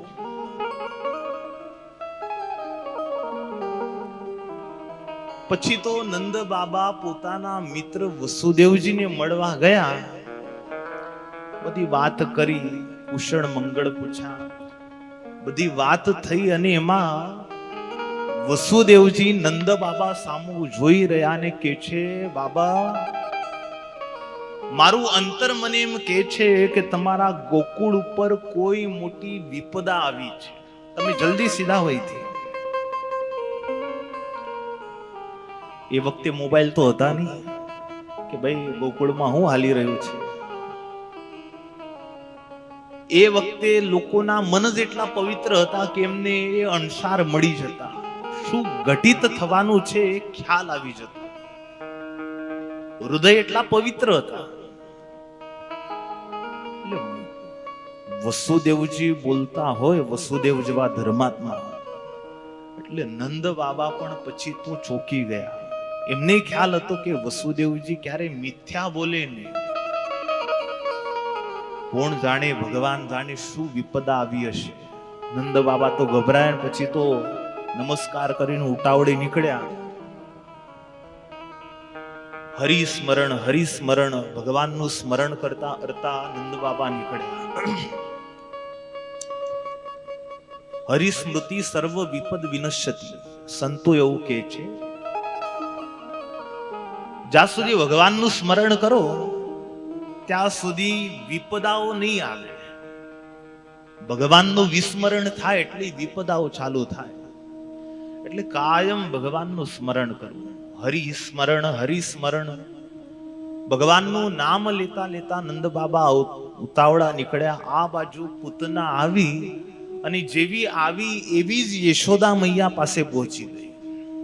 અને યશોદા મૈયા પાસે જઈને માં યશોદાના ખોળામાં જે કૃષ્ણ લઈને યશોદાજી એની જોઈ રહ્યા હતા, ત્યાં જોઈને ઊભી રહી ગઈ પૂતના. અને પૂતનાને આમ ઊંચી આંખે યશોદાજીએ જોઈ તો કોઈ મોટી મહારાણી જેવી લાગી. અને ત્યાં પૂતનાએ કહ્યું કે તમારા લાલાને રમાડું. એટલે યશોદા માતાને થાય કોણ જાણે કોણ હશે. હવે જો એને પરિચય પૂછવા રહીશ ને કોઈ મોટા રાજાની રાણી હશે તો યોગ્ય નહીં કહેવાય. અને જ્યારથી લાલાનો જન્મ થયો છે ત્યારથી આવા મોટા મોટા કેટલાય આવી ગયા. એટલે યશોદાજીએ રાજી ખુશીથી પૂતનાના હાથમાં કૃષ્ણને સોંપ્યા. સારું થયું કે છે તમે આવી ગયા. મારે તે થોડું ઘરકામ બાકી હતું, હું પરવારું ત્યાં સુધી તમે હાચો. પૂતનાને તો એ જ જોઈતું હતું. પૂતના કહે છે તમે તમારી શાંતિથી પરવારો, બેઠી છું અહીં. અને યશોદા મૈયા ઘરકામમાં લાગી ગયા. અને પછી એકાંત જોઈ અને પૂતનાએ કૃષ્ણને ઉપર આંખ જ્યાં પ્રથમ વખત માંડી ત્યાં ભગવાને પોતાના નેત્ર બંધ કરી દીધા. ભગવાને પૂતનાને પોતાની દૃષ્ટિ આપી નથી. હવે દૃષ્ટિ આપી નહીં એના લગભગ 150-150 કારણો સંતોએ કહ્યા છે. 150 થી 150 કારણ છે. એક દિવસે વાંચતો હતો તો એમાં ભારતભરના બધા વૈચારિક જે વિચારધારા વાળા તત્વચિંતકો છે, ટીકાકારો છે, ભાષ્યકારો છે, 150 નીકળ્યા, નામી અનામી બધા. શાંકર મત વાળા અલગ, મધ્વાચાર્યજીના અલગ, નિંબાર્ક સ્વામી વાળા અલગ, રામાનુજ પંથ વાળા, રામાનુજ પ્રવાહ વાળા અલગ. જેની જેવી રુચિ હોય એ પ્રમાણે અર્થ કરે. ભગવાન સંબંધી કરેલા બધા જ અર્થનો સ્વીકાર છે. કોઈ એમ કે છે ભગવાને દૃષ્ટિ આપીને એનું કારણ છે. ભગવાન જેવા પૂતનાના ખોળામાં ગયા ત્યાં ભગવાનના નેત્રમાં સૂર્યચંદ્રનો વાસ છે. હવે સૂર્યચંદ્ર ભગવાનના નેત્રમાં રહ્યા છે એટલે સૂર્યચંદ્રએ 2 જણાએ વિચાર કર્યો કે હવે આ પૂતનાને આપણે ભગવાન દૃષ્ટિ નાખે આ તો એકદમ અંધકાર છે, અજ્ઞાનરૂપ અંધકાર છે ને ભગવાન આની દિવ્ય ગતિ આપવાના છે. હવે આ દિવ્ય ગતિ આપે તો આપણા લોકમાંથી થઈને આ ન જાય તો સારું. એને જે રીતે ભગવાન ગતિ આપે ભલે આપતા, પણ આપણા લોકમાં થઈને નહીં, એટલે એમને પોતાના લોકના દરવાજા બંધ કરી દીધા. સૂર્યલોક અને ચંદ્રલોક જીવ જ્યારે જાય ત્યારે અરચી માર્ગે કરીને જાય ને, દેવતાઓના લોકમાં થઈને જાય. અને જ્યાં જે લોકમાં થઈને જાય ત્યાં બધા જ એ લોકના અધિષ્ઠાતા દેવ એ મુક્તની પૂજા જાતે કરે. મુક્તને એવો મહિમા છે. ત્યાં વળી બીજા સંતો કોઈ આવીને એમ કહે છે કે ના ના એવું નથી, આ તો શું છે, પૂતના એટલે અજ્ઞાન છે અને ભગવાન દરેક ઉપર કૃપા અરે છે, પણ અજ્ઞાની ઉપર ભગવાનની કૃપા ઉતરતી નથી, એટલે ભગવાને નેત્ર બંધ કર્યા. ત્યાં વળી ત્રીજા સંત કહે છે ના રે ના, એવું પણ નથી. ભગવાને એવો વિચાર કર્યો કે આ પૂતના છે એ કેવી સાધ્વી બનીને આવી છે મને મારવા, સ્તનપાન કરાવવા આવી છે, પણ સ્તન ઉપર કાલકૂટ ઝેર ચોપડીને આવી છે. આ ભગવાને વિચાર કર્યો કે છે કે આ ઝેર પીવાનો તો આપણને કોઈ હજી અભ્યાસ નથી. ઝેર પીવાનો અભ્યાસ તો ભાઈ મહાદેવને છે. કાળકૂટ હળાહળ જે ઝેર નીકળ્યું હતું એ તો શિવજીએ પીધું હતું. એટલે કૃષ્ણે નેત્ર બંધ કર્યા ને શિવજીનું આવાહન કર્યું કે આવો મહાદેવ આવો, આપણે બે મળીને તમે પીવો ઝેર, હું પીવું દૂધ. એટલે નેત્ર બંધ કર્યા. સંતોએ ઘણા બધા કારણો બતાવ્યા છે. આ પૂતનાના કારણોની કથા સમજે ને 3 કલાક નીકળી જાય. બધા સંતોએ અદ્ભુત બધા કારણો બતાવ્યા છે. ભગવાનની લીલાનું ચિંતન એ રીતે જ કરવું જોઈએ જે લીલા સ્મરણીય બની જાય, જીવનમાં આપણને અનાયાસે યાદ આવે. તો ભગવાનને જ્યારે પૂતનાએ ખોળામાં લીધા અને ભગવાનની નેત્ર બંધ કરી દીધા અને પૂતનાએ જોયું કે હવે કોઈ નથી, લાવ આને સ્તનપાન કરાવું અને મંડી સ્તનપાન કરાવવા. તે ભગવાન પણ પછી સ્તનપાન કરવા લાગ્યા. ભગવાન એક સાથે એના દૂધનું પાન કરવા લાગ્યા, ઝેરનું પણ પાન કરવા લાગ્યા અને એના પ્રાણનું પણ પાન કરવા લાગ્યા. પૂતના શરૂઆતમાં તો હરખાઈ લે કે છે પી, પછી તારે મરવાનું છે. એને ક્યાં ખબર છે કે મરવાનું એને નહીં, પોતાને જ મરવાનું. હરખાઈ બહુ પૂતના. ભગવાને એક સાથે પ્રાણ, દૂધ અને ઝેરનું પાન કર્યું. પછી જેમ જેમ પ્રાણ ખેંચાવા લાગ્યા એમ પૂતનાથી પછી ન રહેવાય. પછી તો બોલવા લાગી, મુંચમાં મુંચમાં, એ છોકરા છોડી દે, મને છોડી દે. ભગવાન કહે છે હજી તો બોલતા શીખ્યો નથી હું, હજી 6 દિવસ થયા છે અને માએ એક વાત શીખવાડી છે કે જેનો તું હાથ પકડીશ ને ક્યારેય છોડતો નહીં. હું તો કઈ તારી પાસે આવ્યો નહોતો, તું જ મારી પાસે આવી અને હવે પાછી કે છે મુંચમાં મુંચમાં.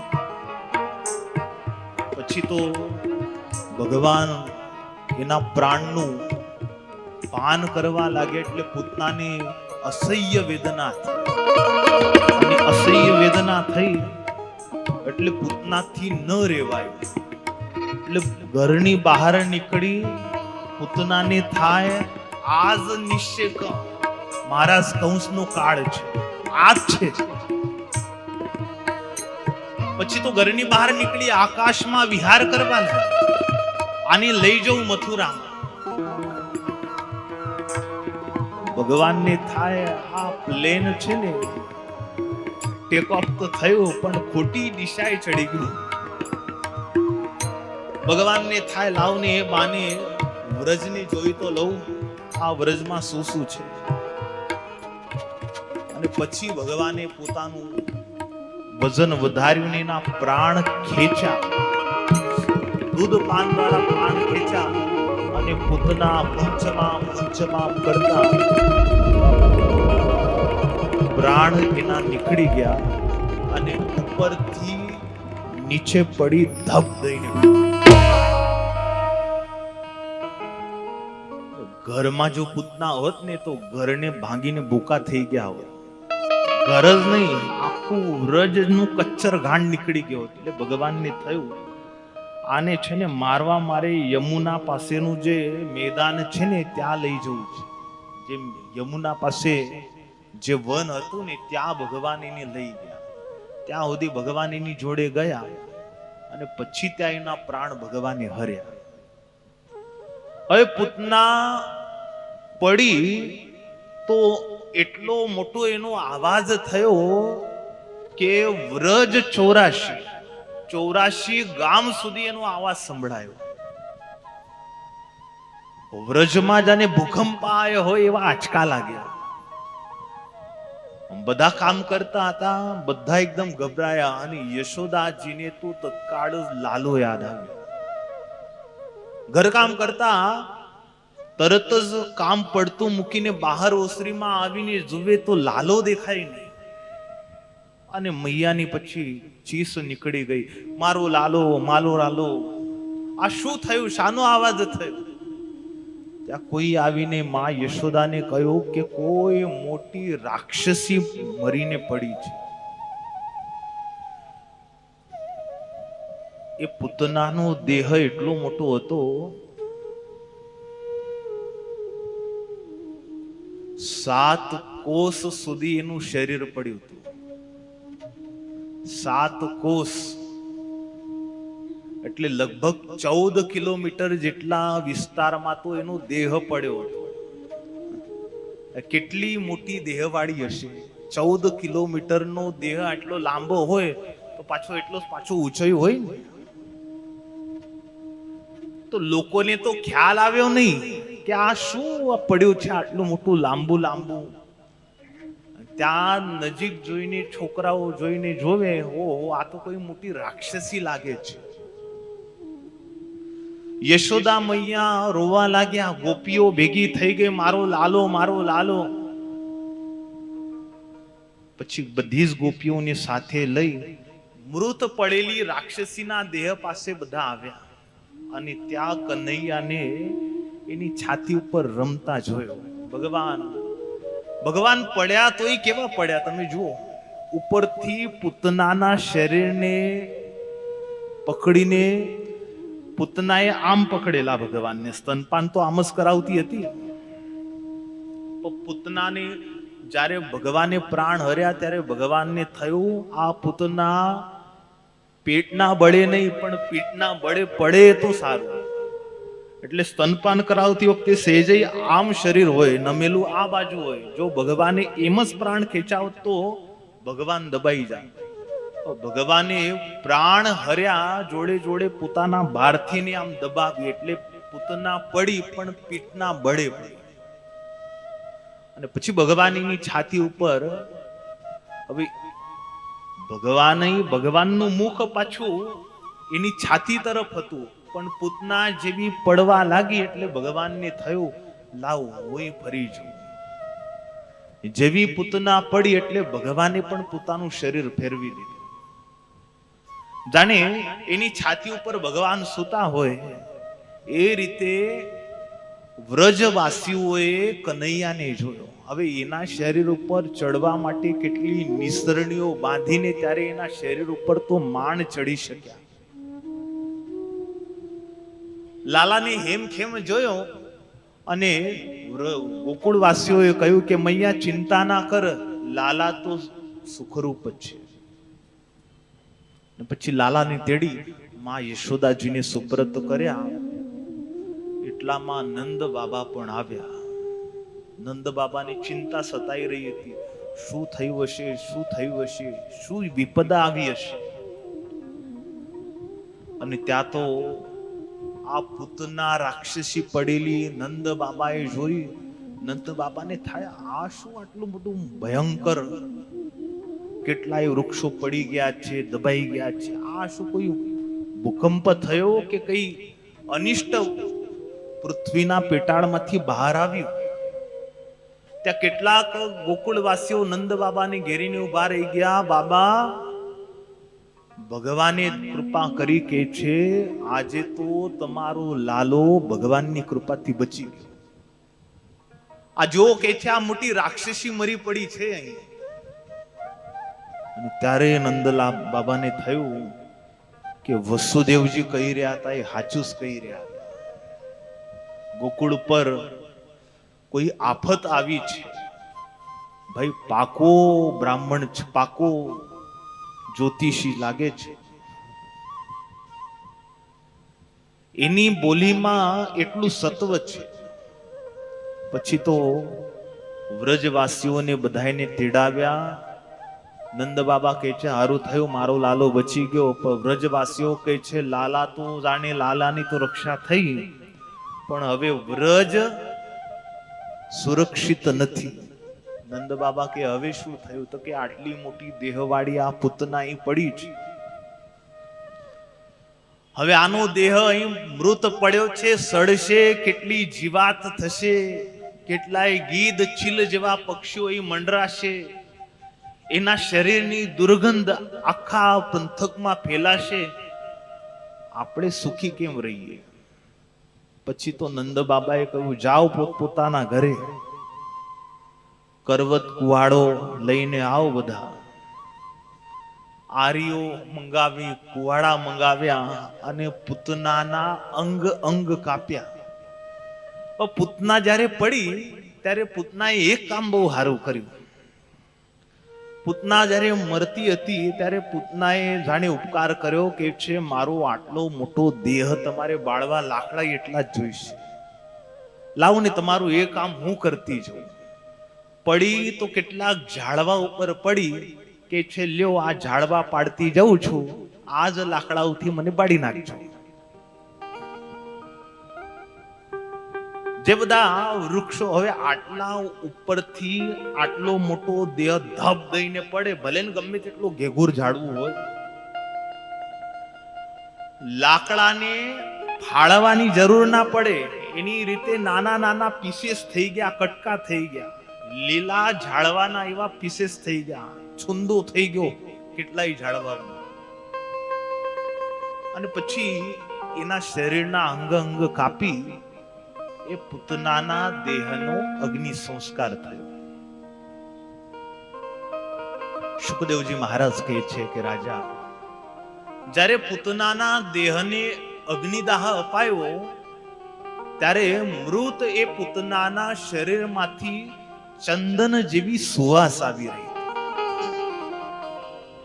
આ ચંદન જેવી સુવાસ આવવાના કારણે વ્રજવાસીઓને ભારે આશ્ચર્ય કે દેહ રાક્ષસીનો બળી રહ્યો છે, પણ આપણું વ્રજ મંડળ ચંદન જેવી સુગંધથી સુગંધીમાન થયું.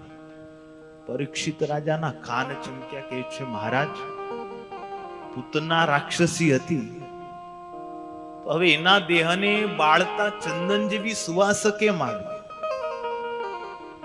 શુકદેવજી મહારાજ કહે છે કોણ એની રાક્ષસી કે? અરે પૂતના તો કોઈ સાધ્વીથી કમ થોડી છે. જે પૂતનાને પરમેશ્વરનો સંબંધ થયો, ભગવાન એવા મોટા છે કે પરમેશ્વરના સંબંધને જે પામી જાય છે એને ભગવાન નિર્ગુણ બનાવી દે છે. પ્રોક્તાસ્તે નિર્ગુણા ભક્તા નિર્ગુણસ્ય હરેર્યતઃ સંબંધાત ક્રિયા સર્વા ભવન્ત્યેવ હિ નિર્ગુણા. શિક્ષાપત્રીમાં મહારાજ કહે છે ભગવાનના સંબંધને તમે જે પમાડો એ બધું જ નિર્ગુણ થઈ જાય. બૂટ લાવો, ચંપલ લાવો, કપડા લાવો, જે વસ્તુ લાવો, જમવાનું બનાવો, ભગવાનને ધરાવો, બધું નિર્ગુણ. અને પછી તો ઠાકુરજીને એમ જ કહેવાનું કે હારોહાર હું તને અર્પણ છું, એટલે હું નિર્ગુણ બનું. ભગવાન પાછા એવા દયાળુ છે. પેલા પણ કીધું આ સંબંધ છે ને મૂળ શબ્દ છે સમધી. સમાન બુદ્ધિ વાળા હોય એને સમધી કહેવાય. નદીના બે બાંધ હરખા હોય ને તો પાણી ભલે ગમે તેટલું પૂરમાં આવે પણ બે બાંધ વચ્ચેથી નીકળી જાય. પણ એમાંથી એક બાંધ નમણો ને ઊંચો હોય તો જે બાજુ નમણો હોય એ બાજુથી ગામમાં ઘૂસે ને પછી તો તમને તો ખ્યાલ જ છે જ્યારે ગામમાં પાણી પેસે ત્યારે શું થાય. તો બે બાંધ સરખા હોવા જોઈએ અને નદીના બે બાંધ ઉપરથી શબ્દ પડ્યો સંબંધ, સમાન બંધ. ભગવાનની સાથે સંબંધ એવો રાખો સરખો, યથા દેહે તથા દેવે. જે દેહને જોઈએ એટલું જ દેવને. ભગવાનની સાથે એવો સંબંધ બાંધવાથી આ જીવ નિર્ગુણ થાય છે. શુકદેવજી મહારાજ પરીક્ષિતને કહે છે આ પૂતનાને કોણ રાક્ષસી કહે છે? અરે કહે છે આ દયાળુ ભગવાનની આ કૃપા છે. અહો બકીયમ સ્તનકાલપૂટમ જિઘાનસયા યદપ્યસાદ્ભી લેભે ગતિમ ધાત્ર્યુચ્યુતામ તતોન્યમ કં વા દયાલુ શરણં વ્રજેમ. આમાં પૂતનાનો કોઈ બહુ મોટો રોલ નથી. રોલ કોનો છે? રોલ ભગવાનનો છે. અરે કે છે આશ્ચર્યની વાત છે કે છે અહો બકીયમ. આ બકાસુરની બેન આ બકી કેતા આ પૂતના સ્તન કાલકૂટમ, સ્તન ઉપર વિષ ચોપડી જિઘાંસયા મારવાના મિશે કરીને કેવી સાધ્વી જેવી બનીને આવી હતી. સાધુના વેશથી ખબર પડી જાય ને કોઈ ભગવા પહેરે એટલે લોકો શું માને? સાધુ. એમ બહુ મોટો મહારાણીનો વેશ ધારણ કરીને ગઈ, સાધ્વી જેવી બનીને ગઈ. ભગવાનને મારવાના મિશે આવેલી, તો છતાંય આ ભગવાન એટલા દયાળુ છે. લેભે ગતિમ ધાત્ર્યુચ્યુતામ તતોન્યમ. એ મારવા આવેલી પૂતનાને પણ પોતાની ધાત્રી કહેતા માતાની સમાન એને ગતિ આપી. એવા દયાળુ ભગવાનને છોડીને કોને શરણે જવાય? કેતા શરણે જવા જેવા એક ભગવાન જ છે. પૂતનાનો આવી રીતે પૂતના અષ્ટકની કથા કરી. પછી તો યશોદા મૈયાએ વિચાર કર્યો કે હવે આની રાક્ષસીનો સ્પર્શ થઈ ગયો એટલે ગૌશાળામાં કન્હૈયાને લઈ ગયા. કેટલીક ગોપાંગનાઓ સાથે છે, કેટલીક ગોપીઓ વળી છે કન્હૈયા યશોદાને. કે છે તારે ત્યાં દીકરો આવ્યો, તું એમ ના માનતી કે આ તારો છે. તારે ત્યાં દીકરો આવવા માટે અમે તે ભગવાનને બહુ પ્રાર્થના કરી છે. આવી રીતે રીઢો મૂકીને ઘરકામમાં લાગી જાય છો, તને અક્કલ નથી? બોલો, હગી માથે ગોપીઓ વઢે છે. પ્રેમ છે. યશોદા કે હા ભાઈ હા, હવે ભૂલ થઈ ગઈ, હવે નહીં થાય, માફ કર દો કે છે. ગામમાં આવો સંપ હોય ને તો આવું સરસ મીઠો કલહ બી થાય. પછી તો બધી જ ગોપાંગનાઓ સહિત ગૌશાળામાં કનૈયામાં સરસ ગૌમૂત્ર ગૌછાણથી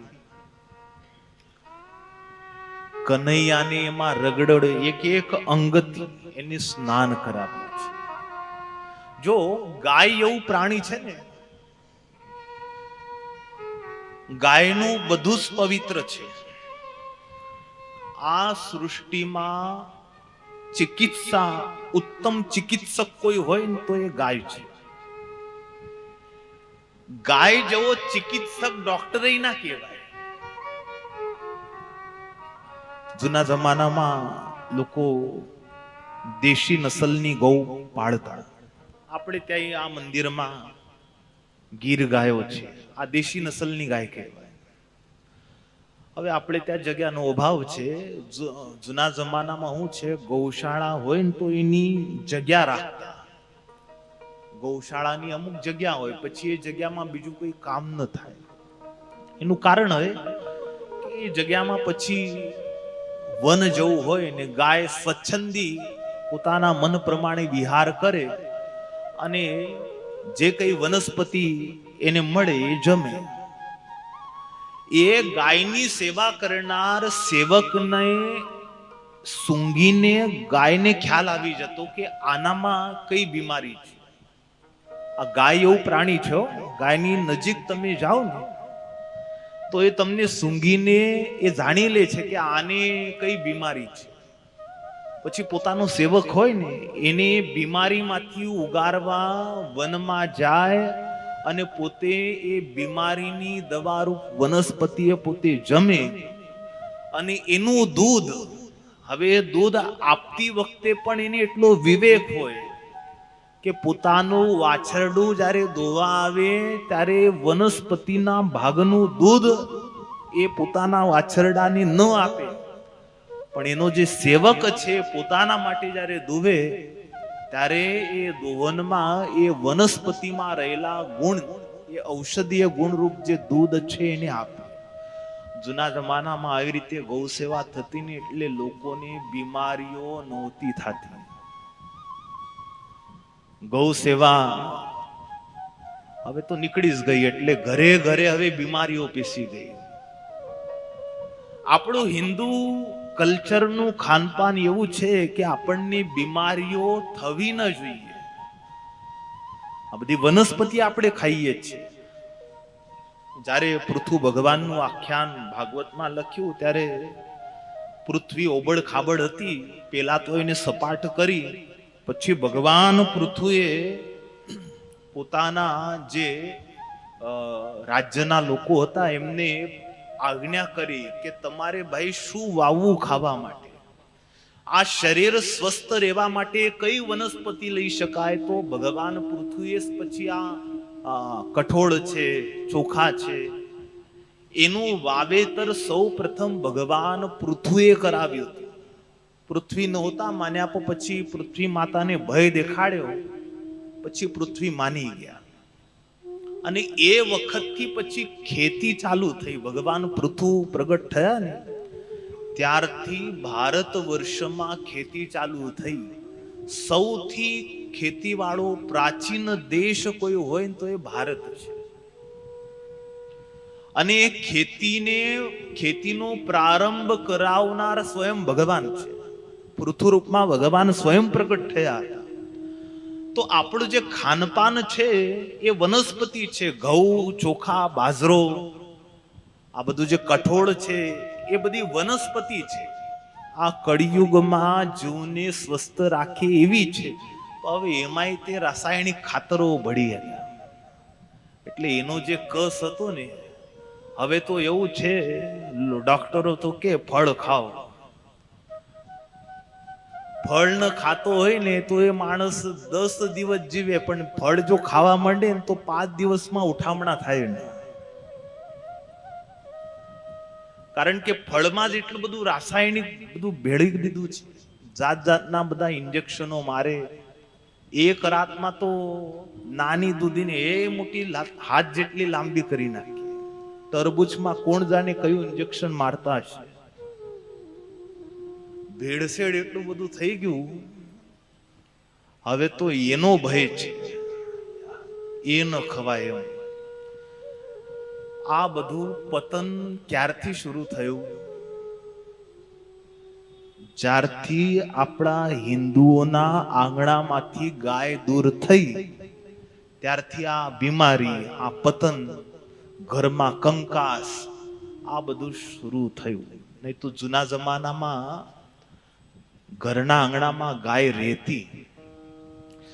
જૂનો એવો વિવેક છે કે ઘરે મહેમાન આવે ને તો આવેલા મહેમાનોને પેલા ગૌશાળામાં લઈ જવાતા. એ વાતનો વિવેક હતો ગરધણીઓને કે ભાઈ આ આવેલી વ્યક્તિ કેવી હશે, એના વિચાર કેવા છે, એના વિચારોથી આપણા પરિવારને કોઈ પ્રભાવિત તો નહીં કરી શકે ને.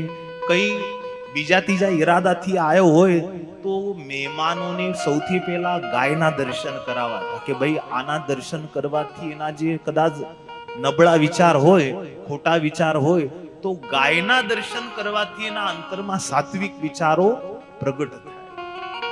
એટલી હદે આપણી જૂની આ રીત હતી. ગાય તો નીકળી જ ગઈ અને ગાય હવે ગાય ગઈ તો ગઈ ને એમાંથી પાછી જર્સી ગાય આવી. એ તો હાવ બિલકુલ સત્યાનાશ કાઢ્યો એને. એ જર્સી ગાય કરતા તો ભેંસ બહુ હારી. જર્સી ગાયનું તો દૂધ ન જ પીવાય. એ તો ઓરિજિનલ ગાયની નસલ છે જ નહીં. કળિયુગ છે, કળિયુગમાં તમે જુઓ શું શું લોકો કરશે એનું કઈ નક્કી જ નહીં. તમે એમ કે છો કે ભાઈ આ સુરત નગરમાં તો ક્યાં ગાય પાડીએ, આપણે ત્યાં કઈ જગ્યા તો છે નહીં કે ઘરના આંગણામાં બાંધીએ. તો પછી આપણે ત્યાં ગૌશાળા છે અને સંપ્રદાયોમાં છે ને ગૌશાળાઓ ઘણી છે. હાચું કહું, સાળંગપુરમાં છે, વડતાલમાં છે, પણ જેટલી સુરત રામપુરા મંદિરની ગાયોને લાડ લડાવાય ને એટલી તો કોઈ જગ્યાએ સેવા નહીં થતી. દિવસભર છે ને અમુક લોકો તો એવા આવે છે કે જે ઉપર જતા જ નથી, બારોબાર અહીંથી જ ગૌ દર્શન કરી લીલું નીર વગેરે લાવીને એને નમસ્કાર કરીને જતા. ભલે એવું કરો, વાંધો નહીં. એકાદ ગાય કોક પાસે રખાવો, તમે ના રાખી શકતા હો તો એની સેવા કરાવો. ફાર્મ વાળા જે હોય છે રાખતા હોય છે. અને કાં તો પછી એક કામ કરવું, ગામડાઓમાં ખેડૂતો ઘણા બિચારાઓને આમાંય તકલીફ છે. કેટલાક ગરીબ ખેડૂતોને ગૌપાલન તો કરવું છે, પણ હવે એમની પાસે છે ને ચારાના રૂપિયા નથી હોતા. તો પછી એવા ખેડૂત લોકોને જાણીને પછી એમને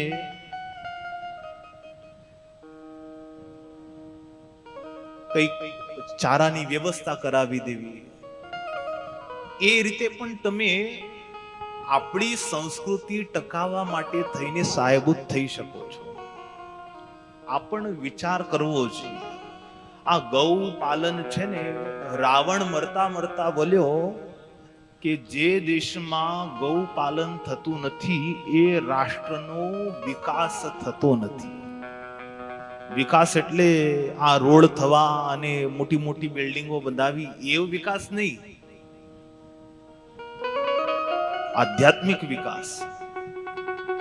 આપણે હિન્દુ વર્ષના લોકો છે, ઋષિ મુનિઓની સંતાન છે, પણ હવે જેમ જેમ સમય આગળ વધે છે કેટલીક બાબતો એવી છે કે આપણા માટે નવી જેવી લાગે છે. એનું કારણ છે કે આ ગૌપાલન આપણે બંધ કરી દીધું. તો એવા ઘણા બધા કારણો છે. ફરી ગતાંકથી આપણો સમય પણ થયો છે. તમને બ્રેક આજે પણ કંઈક નવું હશે ને સંતોય આવ્યા છે આજે તો અહીં જ કથાનો વિરામ આપી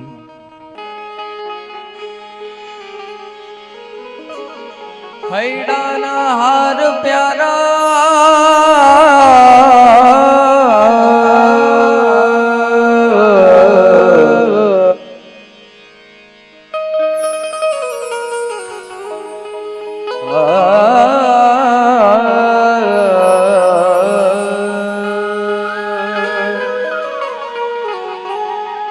જીવું છું રસીલા તારા મુખડાન જ્યોતિ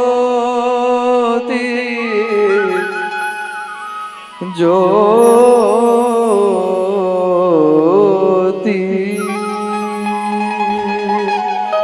જીવ જીવું છું રસીલા તારા મુખડાન જોતી જીવું છું રસીલા તારા મુખડાન જોતી હૈડાના હાર પ્યારા નથડી ન મોતી હૈડાના હાર પ્યારા નથડી ન મોતી જીવું છું રસીલા તારા મુખડાન જોતી જીવું છું રસીલા તારા મુખડાન જોતી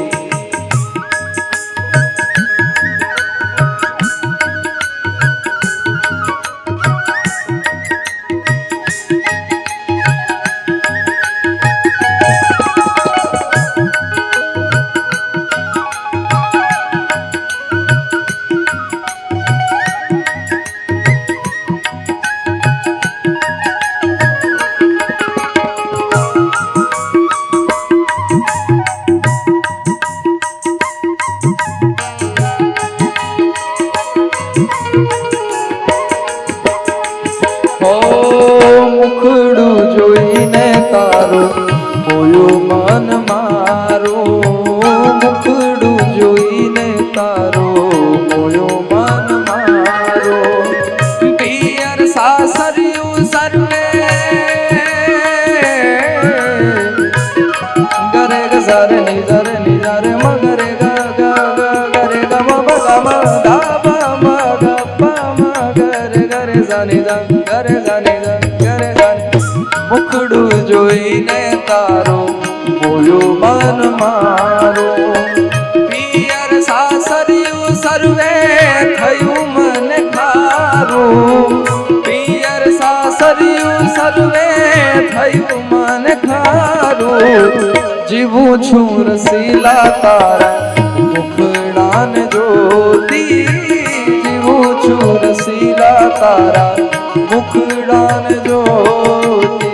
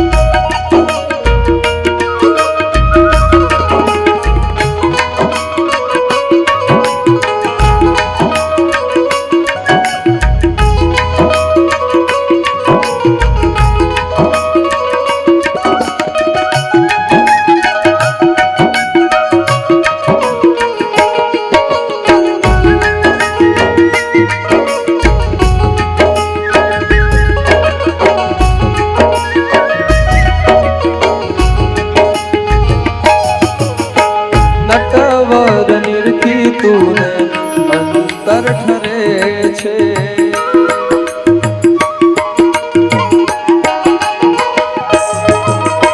નટવર નિરખી તુને અંતર ઠરે છે દુર્જના લોક ગોળ્યા દાજને મરે છે દુર્જના લોક ગોળ્યા દાજને મરે છે જીવું છું રસીલા તારા મુખડાન જોતી જીવું છું રસીલા તારા મુખડાન જોતી હૈડાના હાર પ્યારા નથડી ન મોતી હૈડાના હાર પ્યારા નથડી ન મોતી જીવું છું રસીલા તારા મુખડાન જોતી જીવું છું રસીલા તારા મુખડાન જોતી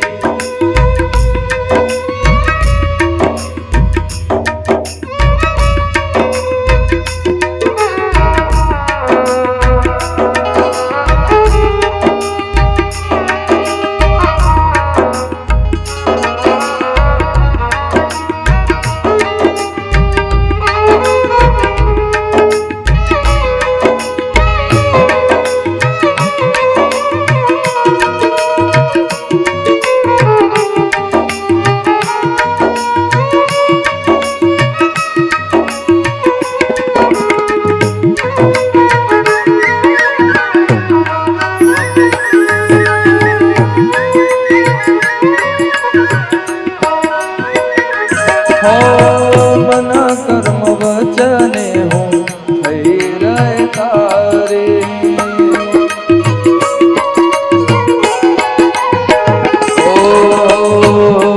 હિંડોર નામે હરે હરે ઝૂલો મારા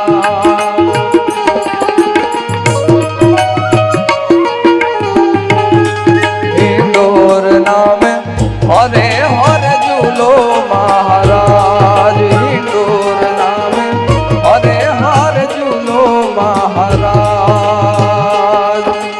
ઝરમર ઝરમર में आवर से गरज गगन गंगार झरमर में आवर से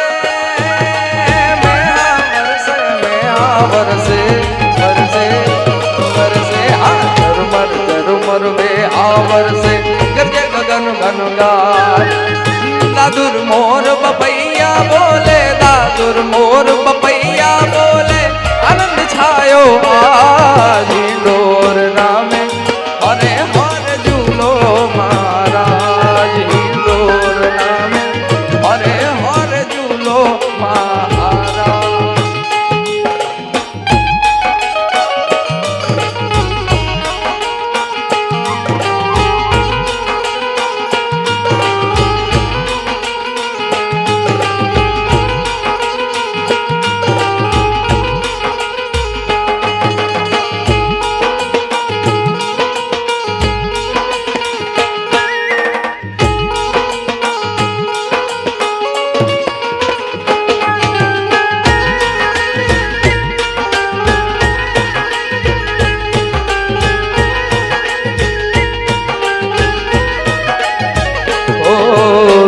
झूलो में गाओ हिंडोरा करके सुफल समाज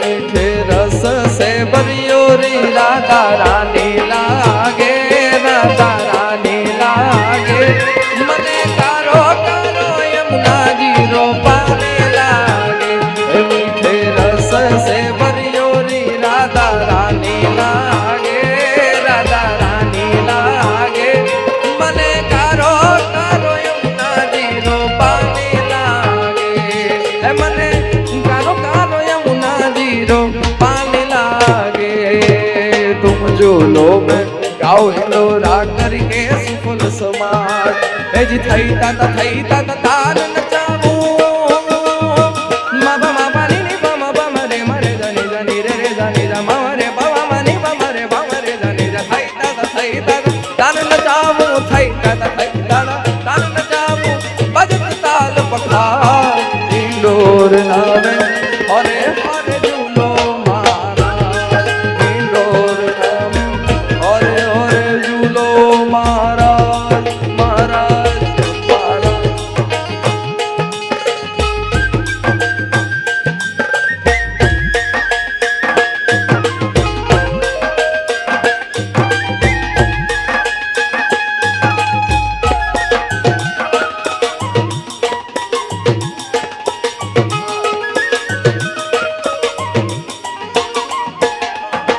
आज ये छवि निरखी नाथ तुम्हारी मदन पयो हतलाल ये छवि निरखी नाथ तुम्हारी मदन पयो हतलाल गोपीनाथ रहो नैनन में गोपीनाथ रहो नैनन में प्रेमानंद शिरतार हिंडोर नामे हरे हरे झूलो महाराज हिंडोर नामे हरे हरे झूलो महाराज एज छेल झुलावू रतन हिंडोरे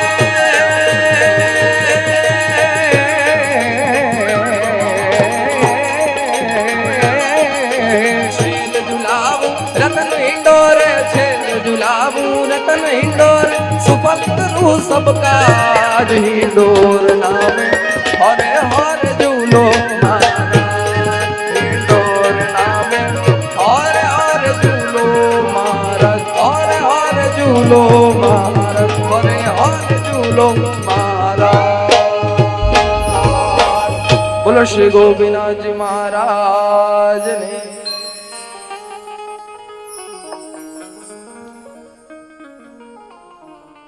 હેજી ચરણ કમળ માં શીશ નમાવી વંદન કરું મહારાજ રે હો અમે ભરેલી નજરો રાખો રાખો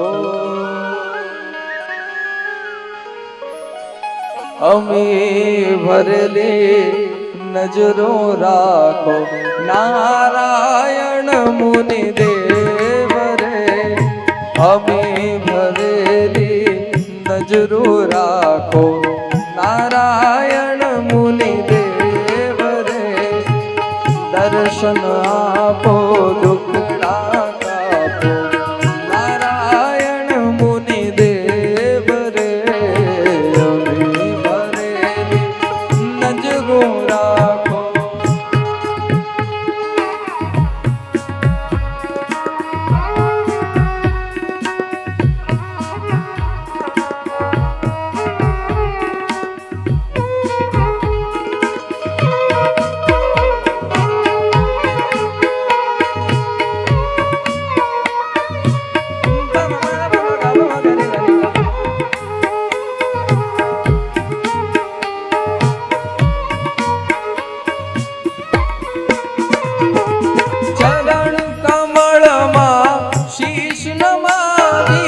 વંદન કરો મહારાજ રે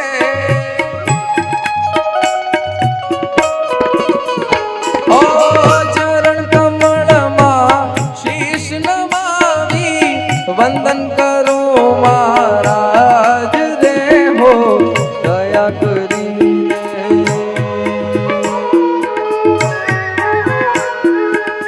દયા કરીને ભક્તિ દેજો દયા કરીને ભક્તિ દેજો નારાયણ મુનિ દેવ રે અમે ભરેલી નજરો રાખો નારાયણ મુનિ દેવ રે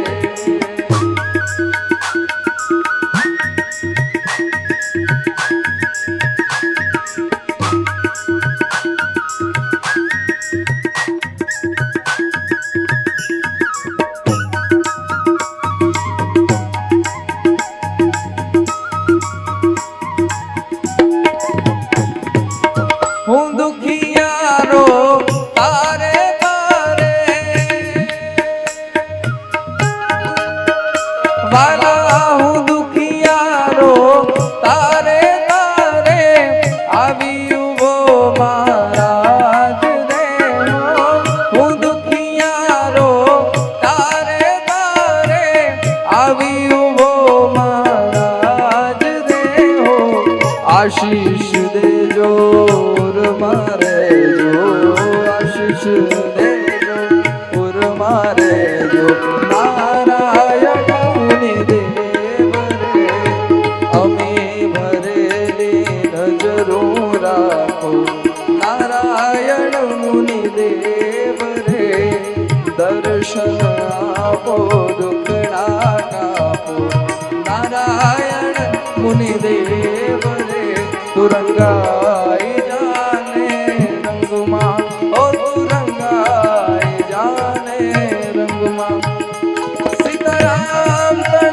સત્સંગમાં સ્વામી નારાયણ ના તો રંગમાં તો રંગ ગાય જાને રંગમાં તો રંગાય જાને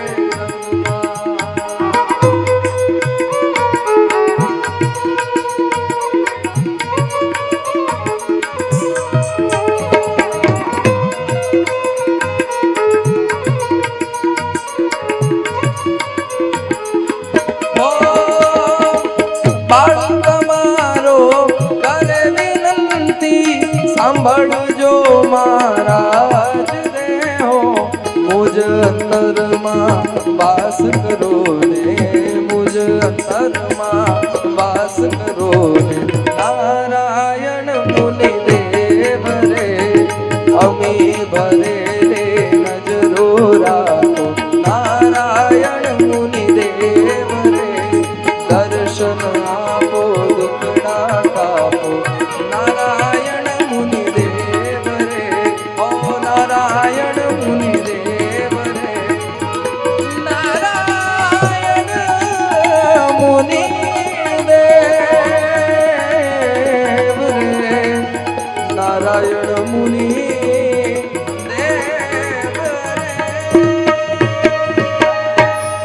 સોના